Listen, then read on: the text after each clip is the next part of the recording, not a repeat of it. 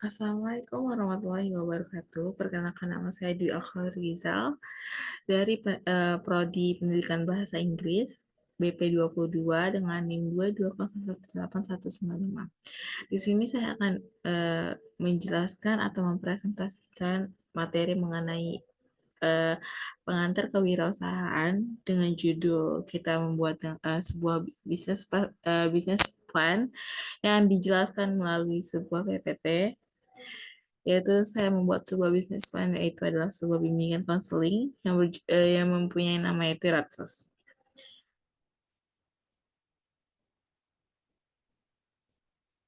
Nah, latar belakang dari saya membuat bimbingan konseling ini adalah karena modernisasi kehidupan yang ada di dunia ini.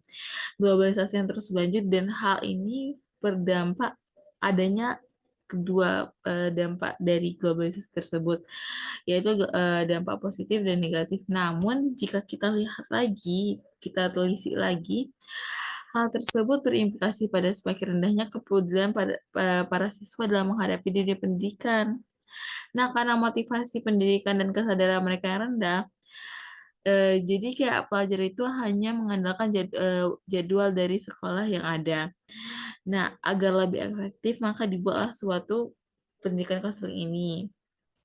Nah, salah satunya itu adalah business plan yang sedang saya buat ini. Visi dan misi saya melakukan ini adalah yaitu menciptakan generasi muda yang cerdas, cermat, dan berkarakter, memperkenalkan Redsus dengan berbagai keunggulan model kegiatan belajar, merekrut tenaga pembimbing yang berpengetahuan dan profesional, merancang nilai tambah kegiatan belajar dan mengajar dengan mengadakan training motivasi dan spiritual serta refreshing bersama. Nah, apa sih profil badan usaha dari usaha ini? Jenis usaha yang dirintis yaitu adalah jasa bimbingan belajar dengan variasi kelas dan paket pembelajaran. Terdiri dari kelas untuk siswa SD dan siswa SMP. Terdiri pula berbagai paket belajar sesuai dengan kebutuhan konsumen. Nama perusahaannya itu adalah Ratsus. Kemudian di sini adalah pengeluaran yang kemungkinan akan dikeluarkan pada awal pembuatan eh, kelas tersebut. Itu pertama adalah perizinan dari pihak pemerintah senilai Rp1.100.000. Yang kedua itu adalah sewa gedung senilai 36 juta itu selama per tahunnya. Selanjutnya itu adalah peralatan kantor sebesar 3 juta, peralatan belajar sebesar 5 juta, sarana belajar sebesar 3 juta dan juga tenaga kerja sebesar 4 juta. Yang jika ditotalkan sebesar Rp52.100.000. Nah, dikarenakan ada pengeluaran, maka ada juga pemasukan. Yaitu yang pertama, kita mempunyai 4 paket. Yang pertama adalah paket regular SD yang mempunyai biaya pendaftaran sebesar Rp100.000 semua, dengan biaya bimbingan sebesar 1,3 juta. Kemudian ada regular SMP dengan biaya pendaftaran yang sama, yaitu Rp100.000 dan juga biaya bimbingan sebesar 1,7 juta. Selanjutnya itu adalah paket mapel pilihan sebesar Rp1.100.000. Dan yang terakhir ada intensif UN sebesar 2,6 juta rupiah. Selanjutnya itu adalah aspek SWOT atau strength, weakness, opportunities, and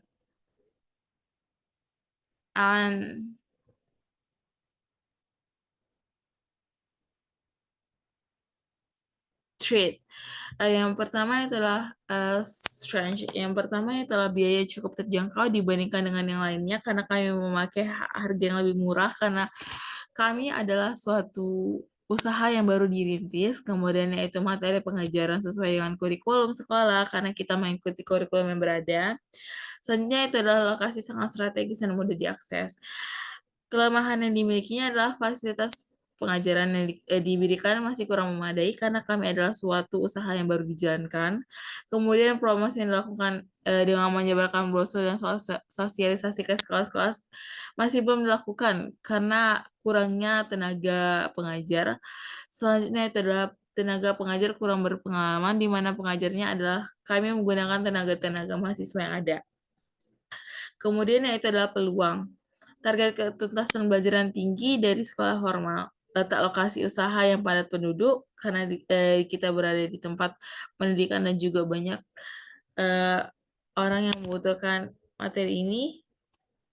Lanjutnya yaitu adalah lembaga bimbingan belajar yang easy learning sudah dikenal oleh masyarakat sekitar. Jadi kita menggunakan sistem easy learning atau kayak memudahkan siswa untuk cara mudahnya atau trik-triknya bagaimana agar lebih mudah dipelajari. Dan yang terakhir adalah itu ancaman. Banyaknya lembaga bimbingan belajar yang berdekatan, sehingga kita memiliki banyak persaingan antara satu sama lain, banyaknya sekolah formal yang mengadakan bimbingan belajar sendiri, sehingga kemungkinan orang tua lebih mempercayai sekolah daripada suatu usaha yang baru didirikan. Kemudian yang terakhir itu adalah pesaing yang memiliki kapasitas dan daya jangkau yang lebih luas. Karena banyak eh, bimbingan konseling yang lebih terjangkau atau lebih mudah dipercaya atau lebih terkenal sehingga kayak kami yang baru ini masih memiliki banyak kekurangannya sehingga harus ditingkatkan lebih lanjut. Sekian dari saya. Wassalamualaikum warahmatullahi wabarakatuh.